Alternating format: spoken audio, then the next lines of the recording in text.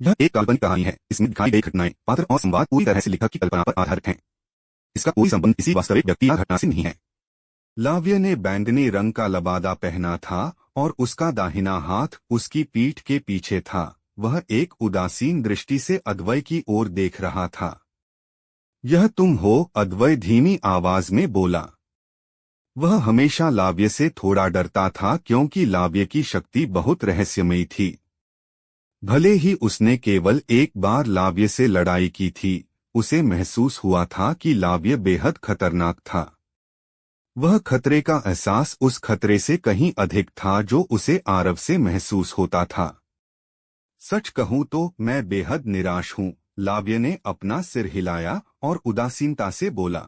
मैंने मूल रूप से सोचा था कि पिछले 1000 वर्षों में दक्षिणी क्षेत्र का सबसे असाधारण प्रतिभाशाली व्यक्ति मुझे थोड़ा सुखद आश्चर्य दे पाएगा। दुर्भाग्य से न केवल तुम युद्धदेव पर्वत की विरासत प्राप्त करने में असमर्थ रहे, बल्कि तुमने वह वर्चस्व की भावना भी खो दी जो कभी तुम्हारे पास थी। क्या तुम जानते हो? अद्वै धीरे से हंसा और बोला, अतीत में मुझे लगता था कि मैं दक्षिणी क्षेत्र की युवा पीढ़ी में सबसे असाधारण प्रतिभाशाली व्यक्ति हूँ। लेकिन जब मैं प्राचीन युद्ध क्षेत्र में आया तो मैंने अंततः देखा कि मेरे पिछले विचार कितने हास्यास्पद थे।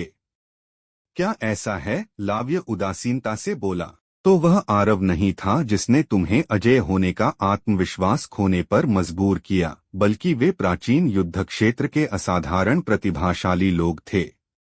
मैंने अपना आत्मविश्वास कभी नहीं खोया, अद्वै ने कहा। मैं जो कहना चाहता था वह यह था कि प्राचीन युद्ध क्षेत्र ने मुझे अपनी खामियों को स्पष्ट रूप से पहचानने की अनुमति दी।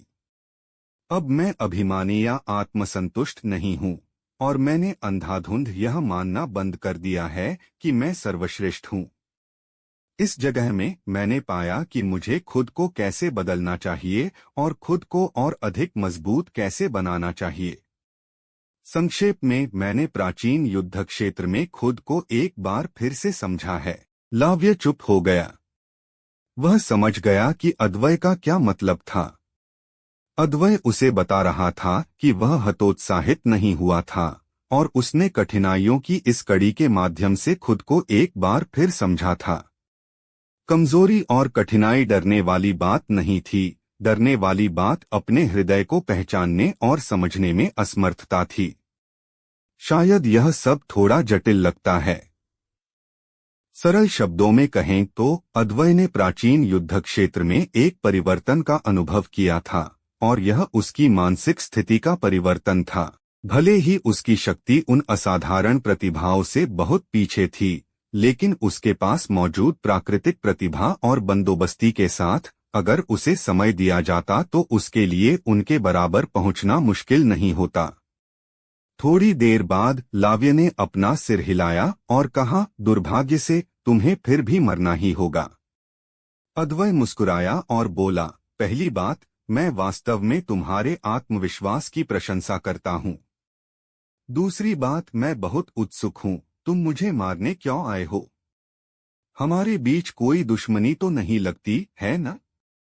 बेशक मैं यह कमजोरी दिखाने या दया की भीख मांगने के लिए नहीं पूछ रहा हूँ, मैं बस उत्सुक हूँ। इसलिए तुम मुझे जवाब न देने का विकल्प चुन सकते हो। तुम मरने वाले हो तो यह जानने का क्या फायदा? लाव्य ने अपना सिर हिलाया और फिर उसने अपने दाहिने हाथ से ऊपर की ओर इशारा किया।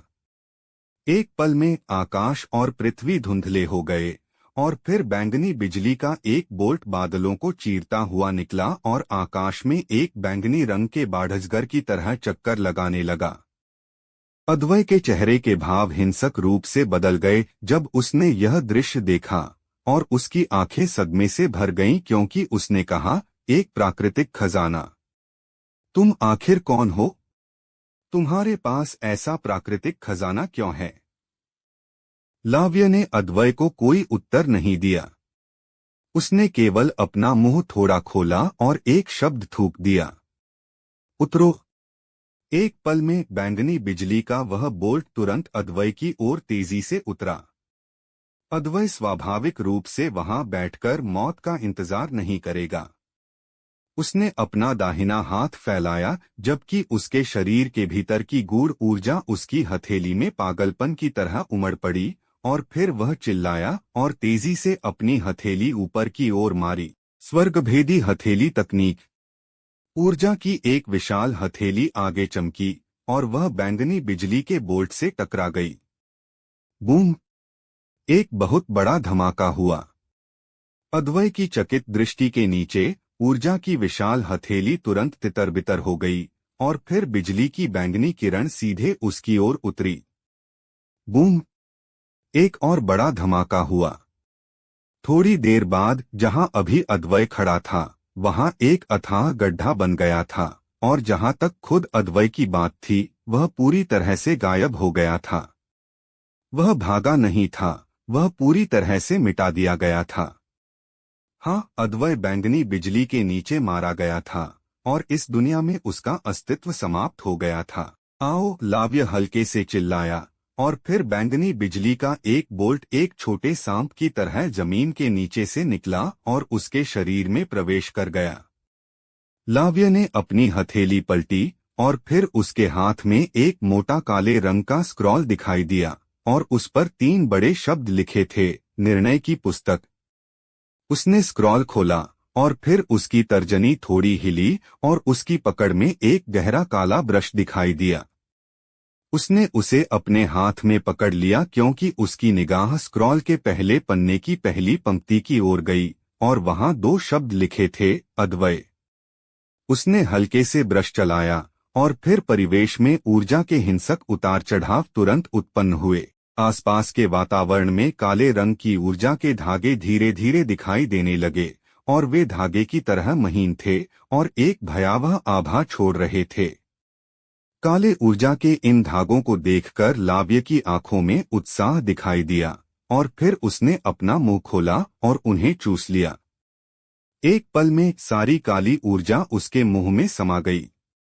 इन धागों को निगलने के बाद लाव्य की आंखें थोड़ी बंद हो गईं जबकि उसके शरीर के भीतर की गूढ़ ऊर्जा तेजी से प्रवाहित होने लगी और उसने धीरे धीरे काली ऊर्जा को सोखना शुरू कर दिया। थोड़ी देर बाद उसने अचानक अपनी आंखें खोलीं और उसकी आंखें असीम काली अंधेरे से भर गईं और वे कुछ ही पलों में धीरे धीरे सामान्य हो गईं।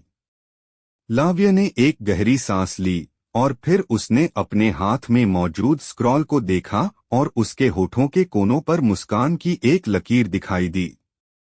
उसने कहा, भले ही वह युद्धदेव नहीं था, लेकिन उसके शरीर के भीतर की मृत्यु ऊर्जा बहुत शुद्ध थी। आरव के अलावा अद्वै दक्षिणी क्षेत्र की अनगिनत प्रतिभाओं में सबसे दुर्जेय है।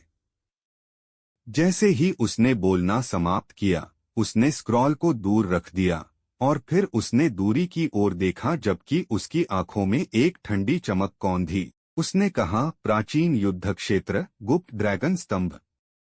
हाँ, तुम सब मेरे शिकार हो। जैसे ही उसने बोलना समाप्त किया, उसकी आकृति चमकी और वह उसी स्थान से गायब हो गया। हर रात की कहानी, हर दिन का धमाका, सिर्फ स्टोरी हंगामा पर। तो अभी सब्सक्राइब करें और बेल आइकन दबाएं, क्योंकि अगली कहानी आप मिस ना कर पाए। लगभग 1 घंटे बाद आरव, मोहिनी और दक्षिणी क्षेत्र के कुछ दर्जन साधक वहां पहुंचे जहां अद्वै की मृत्यु हुई थी। उन सभी के चेहरे पर बेहद गंभीर भाव थे क्योंकि वे उस गहरे गड्ढे को देख रहे थे। थोड़ी देर बाद आरव ने धीमी आवाज में कहा, वह शायद मर चुका है। जैसे ही उसने बोलना समाप्त किया, आरव की आंखों में एक जटिल भाव कौंध गया। वह अतीत में अद्वै को मारना चाहता था, लेकिन वास्तविकता हमेशा बदलती रहती है और इसके बजाय उन्होंने एक गठबंधन बना लिया था। अब जब उसने देखा कि अद्वै मारा गया है, तो आरव को स्वाभाविक रूप से दुख नहीं हुआ और उसने केवल इस बात पर आह भरी कि जीवन कितना चंचल है। शायद कई विशेषज्ञों ने अपनी साधना शुरू करते समय जो कड़ी मेहनत की थी, वह महिमा या अधिकार के लिए नहीं थी, बल्कि केवल जीवित रहने के लिए थी। हाँ, जीवित रहना। यह एक साधारण सी मांग लग रही थी, लेकिन इसे पूरा करना बेहद मुश्किल था। उसे किसने मारा? मोहिनी ने धीमी आवाज में कहा। आरव ने अपना सिर हिलाया और धीरे धीरे गहरे गड्ढे की ओर चला गया। उसने अपना हाथ आगे बढ़ाया और गड्ढे के किनारों को छुआ और फिर उसने तुरंत अपनी भौहें सिकोड़ लीं। उसने अपनी हथेली खोली और देखा कि उसकी हथेली पर बैंगनी बिजली की एक लकीर चमकी और वह तेजी से उसकी बाह की ओर बढ़ी। बिजली की इस लकीर को देखकर आरव की भौहें और भी कस गईं और अपने दिल में एक आदेश के साथ बैंगनी गूढ़ ऊर्जा की एक धारा ने उसे तुरंत घेर लिया। वह क्या है? इस बीच मोहिनी आरव के पास आई और उसने उलझन भरे भाव के साथ पूछा, क्योंकि वह आरव की हथेली में बैंगनी बिजली की लकीर को देख रही थी। आरव ने अचानक अपनी मुट्ठी भींच ली और बिजली की लकीर तुरंत बिखर गई। उसने धीमी आवाज में कहा, जिस व्यक्ति ने उसे मारा वह बेहद शक्तिशाली था। इसका केवल एक अंश पीछे रह गया था, लेकिन बिजली की यह लकीर अभी भी बिना बिखरे बनी रही। जब वह यहाँ तक बोला तो आरव आगे नहीं बोला और उसने केवल एक गंभीर भाव दिखाया। उसने मोटे तौर पर अनुमान लगा लिया था कि वह बिजली क्या थी। उसे लगा कि यह शायद नरक अग्नि की तरह ही एक प्राकृतिक खजाना था। इसके अलावा यहाँ की स्थिति के आधार पर इस प्राकृतिक खजाने की शक्ति निश्चित रूप से नरक अग्नि से कम नहीं थी और शायद उससे भी अधिक शक्तिशाली थी। आरव ने एक गहरी सांस ली। प्राचीन युद्ध क्षेत्र में वास्तव में हर तरह के विशेषज्ञ छिपे हुए हैं। मैं वास्तव में बिल्कुल भी लापरवाह नहीं हो सकता, भले ही मेरे पास अभी 2 प्राकृतिक खजाने हों। ठीक इसी समय लगभग 20 लोग अचानक वहां पहुंचे। सफेद लबादा पहने जिस आदमी ने उस दल का नेतृत्व किया था, उसके वहां उतरने के बाद उसकी निगाहें तुरंत आरव पर टिकीं और फिर उसने गुस्से में कहा, आरव, क्या तुमने मेरे वरिष्ठ भाई अद्वय को मार डाला? आरव ने अपनी भौहें सिकोड़ी। उसने मोहिनी की ओर देखा और मोहिनी ने कहा, वह आदित्य विद्यालय से अन्वय है। अद्वय उसका वरिष्ठ भाई था। उसके पीछे वे सभी अन्य साधक भी आदित्य विद्यालय के शिष्य हैं। जैसे ही उसने बोलना समाप्त किया, मोहिनी ने अन्वय की ओर देखा और कहा, अन्वय, मैं गारंटी देती हूँ कि अद्वय को आरव ने नहीं मारा था। तुम गारंटी देती हो? अन्वय अत्यधिक गुस्से से हंसने लगा और उसने कहा, मोहिनी, तुम किस आधार पर ऐसी गारंटी देती हो? तुम और आरव कभी एक ही संप्रदाय से थे, इसलिए तुम्हारे पास ऐसी गारंटी देने की क्या योग्यता है? हम शायद तुमने भी इसमें भाग लिया हो। मोहिनी की आंखों में क्रोध की एक चमक कौंधी और उसने कहा, अन्वय, तुम मुझ पर विश्वास नहीं करते, लेकिन तुम्हें मेरे पीछे खड़े इन भाइयों पर तो विश्वास करना चाहिए, है न? आरव इससे पहले हमेशा हमारे साथ था, तो उसके पास अद्वय को मारने का समय कैसे हो सकता था? वास्तव में वरिष्ठ भाई अन्वय, आरव पहले हमेशा हमारे साथ था, तो वह संभवतः वरिष्ठ भाई अद्वय को कैसे मार सकता था? बिल्कुल, भाई अद्वय को मारने वाला कोई और होना चाहिए। भाई अन्वय, आपको इसके बारे में बोलने से पहले ठीक से जांच करनी चाहिए। अन्वय की अभिव्यक्ति थोड़ी खराब हो गई जब उसने उन्हें सुना। जाहिर है उसने उम्मीद नहीं की थी कि दूसरे लोग वास्तव में आरव की ओर से बोलेंगे। आरव इन सबके इतना करीब कब हो गया? आरव ने अपना सिर हिलाया। वह अद्वय की मृत्यु या अन्वय के बारे में परेशान नहीं होना चाहता था, इसलिए वह अपने पीछे के दूसरों की ओर देखने के लिए मुड़ा और कहा, चलो चलते हैं। मैं तुम सभी को प्राचीन युद्ध क्षेत्र की सीमाओं से बाहर भेज दूंगा। उसकी मां उसके लिए सबसे महत्वपूर्ण थी। उन्होंने सिर हिलाया। अब जब अद्वय मर चुका था, तो पूरे दक्षिणी क्षेत्र के साधकों के पास अब कोई नेता नहीं था। आरव के पास एक दुर्जेय शक्ति थी और वह प्राचीन युद्ध क्षेत्र में बेहद प्रभावशाली था, इसलिए उन्होंने स्वाभाविक रूप से आरव के साथ संघर्ष में पड़ने की हिम्मत नहीं की। ठीक उसी समय जब आरव और अन्य लोग जाने के इरादे से मुड़े, अन्वय और उसके पीछे के 20 से अधिक लोगों का समूह आरव का रास्ता रोकने के लिए वहां पहुंचा। अन्वय ने कहा, आरव तुम अभी नहीं जा सकते। मेरे वरिष्ठ भाई का मामला अभी। बोल रहे अन्वय ने गौर नहीं किया था कि मोहिनी की आंखों में दया का भाव आ गया था, क्योंकि वह उसे बोलते हुए देख रही थी। दोस्तों, स्टोरी को लाइक, शेयर व सब्सक्राइब कर दिया करो, जिससे मुझे मोटिवेशन मिलता है। आरव पीछे मुड़ा और अन्वय की ओर देखते हुए बोला, क्यों न तुम वह बात एक बार फिर से कहो। अन्वय का दिल कांप उठा।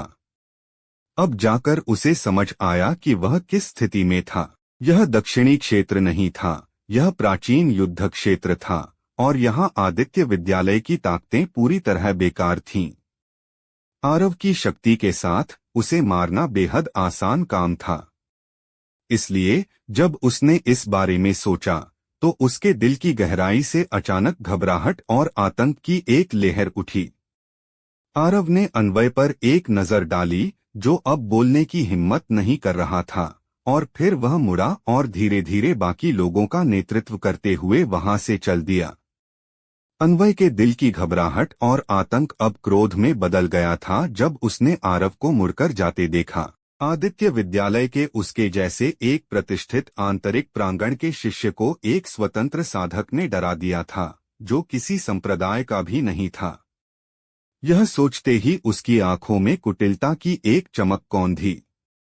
हालांकि उसने हमला नहीं किया और मन ही मन बुदबुदाया, हूँ। बस इंतजार करो और देखो कि जब हम दक्षिणी क्षेत्र वापस लौटेंगे तो मेरा आदित्य विद्यालय तुम्हें कैसे मारता है। हालांकि ठीक इसी पल आरव को ऐसा लगा जैसे उसने अन्वय की बात सुन ली हो। वह अचानक रुका और अन्वय की ओर देखने के लिए मुड़ा।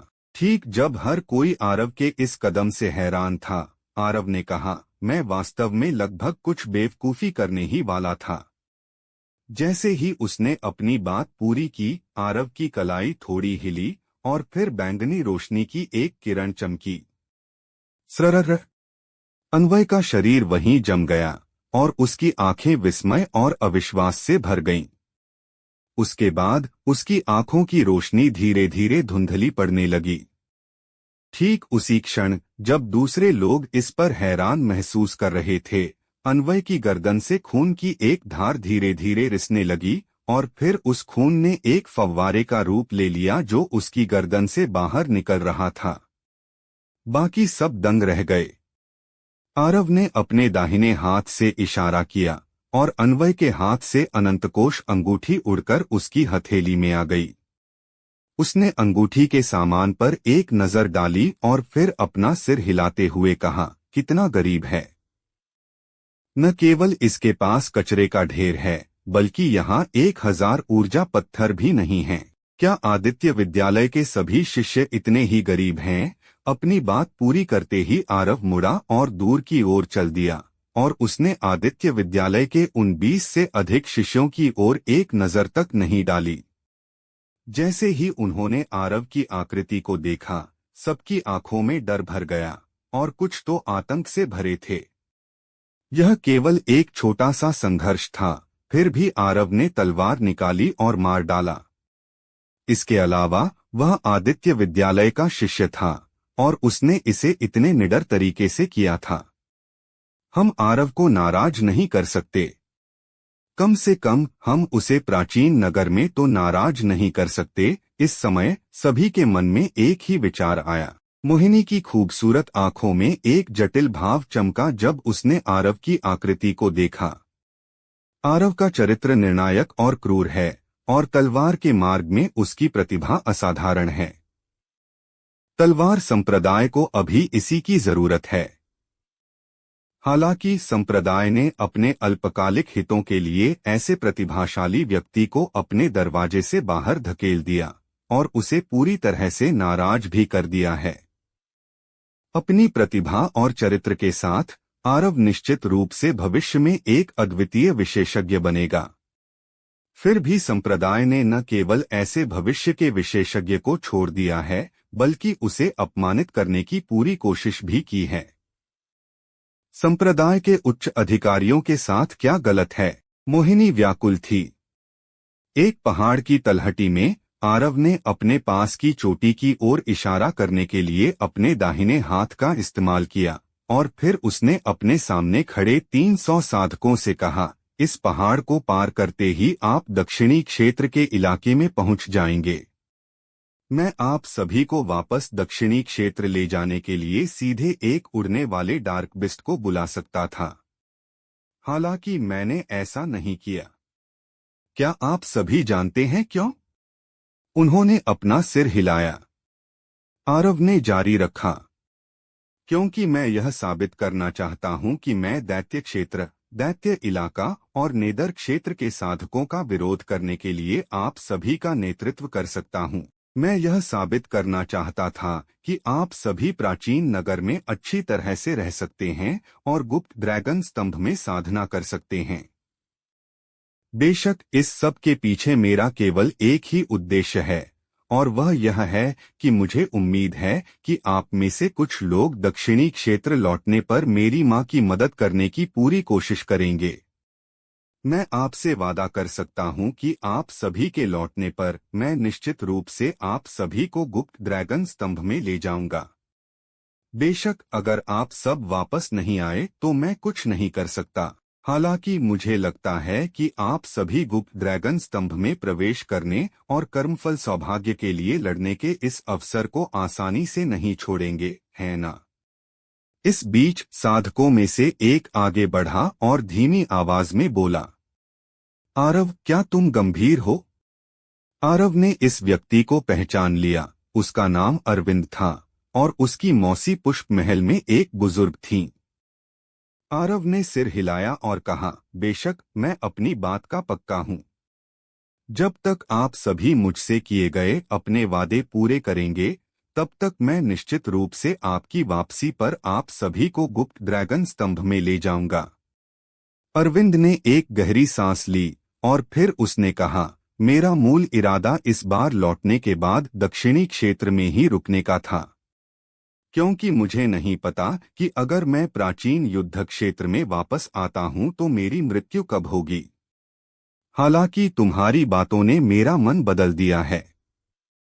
आरव, सच बताओ तो मैं तुम्हारे साथ जुड़ने को तैयार नहीं हूं, क्योंकि तुम बहुत क्रूर और हत्यारे हो। मुझे लगातार यह एहसास होता रहता है कि जब मैं तुम्हारे साथ हूं तो मैं खतरे में हूं। हालांकि मुझे यह स्वीकार करना होगा कि उन दूसरे 3 क्षेत्रों के साथियों को मारने के लिए तुम्हारा अनुसरण करना बेहद संतोषजनक था। अगर प्राचीन नगर में कोई हमें डराए जाने से रोक सकता है और गुप्त ड्रैगन स्तंभ में हमारा नेतृत्व कर सकता है, तो वह निश्चित रूप से तुम हो।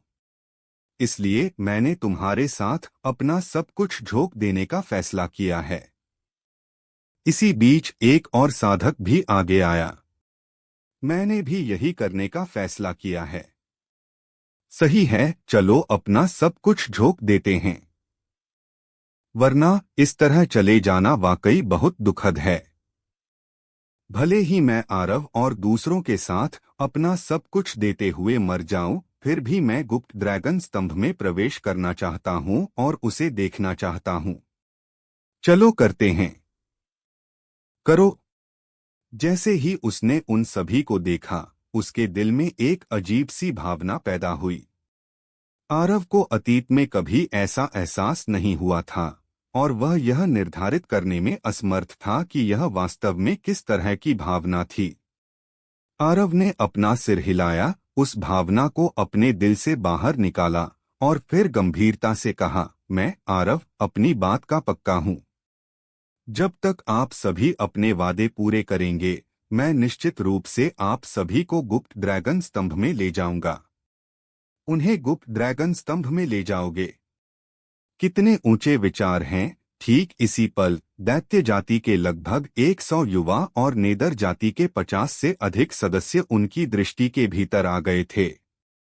इस समूह का नेता दैत्य जाति का एक साधक था और उसकी आंखों में आरव को देखते ही बेहिसाब हत्या की मंशा प्रकट हुई। आरव की तरफ के कुछ साधक दैत्य जाति और नेदर जाति के इन साधकों को देखकर कुछ कदम पीछे हटने से खुद को नहीं रोक सके। वे स्वाभाविक रूप से नहीं डरते अगर दैत्य और नेदर जाति के साधकों की संख्या कम होती। हालांकि वहां दैत्य जाति के लगभग 100 साधक और नेदर जाति के 50 से अधिक साधक भी थे। भले ही उनकी संख्या बहुत अधिक थी, लेकिन इन मानव साधकों की गुणवत्ता उनके दुश्मनों से तुलना नहीं की जा सकती थी। आरव आगे चल रहे युवक ने आरव की ओर देखा और धीमी आवाज में कहा, तुम ही हाल ही में मेरी दैत्य जाति के सदस्यों को मार रहे थे, है ना? आरव ने युवक को जवाब नहीं दिया। वह मानव साधकों की ओर देखने के लिए मुड़ा और फिर उसने अपने सामने दुश्मनों के समूह की ओर इशारा किया और कहा, क्या आप सब डर गए? वे चुप रहे। आरव हंसा और फिर उसने धीमी आवाज में कहा, अगर किसी की ताकत कम है तो कोई बात नहीं, क्योंकि हर कोई एक कमजोर के रूप में शुरू होता है और एक विशेषज्ञ में बदल जाता है। हालांकि हमारा दिल कमजोर नहीं हो सकता, क्योंकि एक बार जब हमारा दिल कमजोर हो जाता है तो हमें अब इंसान नहीं माना जा सकता और इसके बजाय कचरे का टुकड़ा माना जाना चाहिए। आप सभी युद्धकला में साधना कर रहे हैं, फिर भी आप अपने दुश्मनों का सामना करने की हिम्मत नहीं करते। मुझे आप सभी से यह पूछने दें, यदि आप अपने स्वयं के दिलों को वश में नहीं कर सकते तो आप युद्धकला के शिखर को कैसे प्राप्त करेंगे? यह सुनकर उन सभी को शर्मिंदगी महसूस हुई। आरव ने जारी रखा, वास्तव में वे उतने मजबूत नहीं हैं जितना आप कल्पना करते हैं। इसी तरह आप सभी उतने कमजोर नहीं हैं जितना आप कल्पना करते हैं। मनुष्यों को उनके द्वारा प्रताड़ित और मारे जाने का कारण यह है कि आप सभी एकजुट नहीं हैं, जबकि वे हैं। आप जीने के लिए मौत का सामना करने की हिम्मत नहीं करते, लेकिन वे करते हैं। ठीक इसी समय आप सभी मौत तक लड़ने के बारे में नहीं बल्कि भागने के बारे में सोच रहे हैं। वे सभी और भी शर्मिंदा महसूस करने लगे। उन दैत्य जाति और नेदर जाति के सदस्यों के हाव भाव खराब हो गए थे, क्योंकि आरव खुलेआम उनकी अनदेखी कर रहा था। हालांकि आरव ने अभी भी उनकी अनदेखी जारी रखी। आरव ने अपनी हथेली पलटी और उसके हाथ में एक धरती स्तर की तलवार आ गई। उसने तलवार को अपने दुश्मनों की ओर इंगित किया और कहा, अब क्या आप सभी मेरे साथ उनसे लड़ने की हिम्मत करते हैं? मोहिनी धीरे धीरे आरव की ओर चलकर आई और फिर उसके हाथ में एक तलवार दिखाई दी। बाकी लोग एक पल के लिए चुप रहे और फिर अचानक एक साधक आगे बढ़ा और बोला, मैं करता हूं। मैं ऐसा करने की हिम्मत क्यों नहीं करूंगा? सबसे बुरा जो हो सकता है वह केवल मृत्यु है। मार डालो, इन सभी कमीनों को मार डालो, उन्हें मिटा दो। मैं भी हिम्मत करता हूं। मार डालो। मैं अतीत में बहुत ज्यादा डरपोक रहा हूं। हम दक्षिणी क्षेत्र के साधकों को क्यों सताया जाना चाहिए? मार डालो। सबसे बुरा जो हो सकता है वह बस मौत है। मार डालो। मैं कायर की तरह जीने के बजाय मरना पसंद करूंगा। उन सबको मार डालो। आरव इस दृश्य को देखकर मुस्कुराया और फिर वह दैत्य और नेदर जाति के समूह की ओर देखने के लिए मुड़ा। उसने कहा, अब क्या हमें अभी भी अपनी सांसें बर्बाद करना जारी रखना चाहिए? दैत्य और नेदर जाति के सदस्यों ने उन 300 मानव साधकों द्वारा प्रकट किए गए प्रभावशाली आभा को देखा तो उनके चेहरे थोड़े गंभीर हो गए। अतीत में मानव साधकों ने उन्हें देखते ही व्यावहारिक रूप से हमेशा मुड़कर भागने का रास्ता अपनाया था। भले ही उनमें से कुछ ने हमला करने की हिम्मत की हो, लेकिन वह केवल मध्य क्षेत्र के 9th रैंक संप्रदाय के शिष्य थे जिन्होंने उस तरह से कार्य करने की हिम्मत की थी। इसके अलावा यह उन परिस्थितियों में था कि उनके पास संख्या में पूर्ण लाभ था। फिर भी अब दक्षिणी क्षेत्र के ये साधक उनके ठीक सामने खड़े होकर उन्हें जान से मारने की बात करने की हिम्मत कर रहे थे। दक्षिणी क्षेत्र के इन साधकों को इतनी हिम्मत कहां से मिली? भले ही समूह का नेतृत्व कर रहे दैत्य जाति के युवक के चेहरे पर भद्दा भाव था, लेकिन अंत में उसने हमला करना नहीं चुना, क्योंकि उसने खुद उस दिन प्राचीन नगर के बाहर आरव के साथ लड़ाई देखी थी। आरव वायुक का मुकाबला नहीं था, लेकिन आरव उसे निश्चित रूप से हरा सकता था। इसके अलावा आरव के पास वह रहस्यमय डार्क बिस्ट भी था। यदि वह रहस्यमय डार्क बिस्ट शामिल होता तो उसके पास कोई मौका ही नहीं होता। लेकिन अगर हम आरव के समूह से नहीं लड़ते तो मेरी दैत्य जाति के मृत भाई और मेरी दैत्य जाति का सम्मान। ठीक जब वह परेशान था, आरव ने अचानक ठंडी आवाज में कहा, मार डालो। जैसे ही उसने बोलना समाप्त किया, उसकी आकृति समूह का नेतृत्व करने वाले दैत्य जाति के युवक की ओर तेजी से झपटी। आरव का इन साथियों के प्रति बिल्कुल भी अच्छा प्रभाव नहीं था, इसलिए यदि वह उन्हें मार सकता था तो वह स्वाभाविक रूप से कोई दया नहीं दिखाएगा। किसी भी मामले में उसके और दैत्य जाति और नेदर जाति दोनों के बीच दुश्मनी थी। उसे स्पष्ट रूप से याद था कि प्राचीन नगर के बाहर दैत्य और नेदर जाति ने उसके और छोटे साथी के साथ कैसा व्यवहार किया था। अब उसे कुछ मदद मिली ही थी जब दैत्य और नेदर जाति के ये साथी अपनी जान देने के लिए यहाँ आ गए थे। तो ऐसी भेंट को ठुकराने का उसके पास क्या कारण था? आरव के पीछे के साधकों ने उसे सुनते ही तुरंत कार्रवाई की। उन सभी ने अपने कीमती सामान निकाले और फिर वे दैत्य और नेदर जाति के सदस्यों पर झपट पड़े। युद्ध शुरू हो गया। अब क्या होने वाला है आगे सुनते रहिए सर्वशक्तिमान हमारे चैनल स्टोरी हंगामा पर।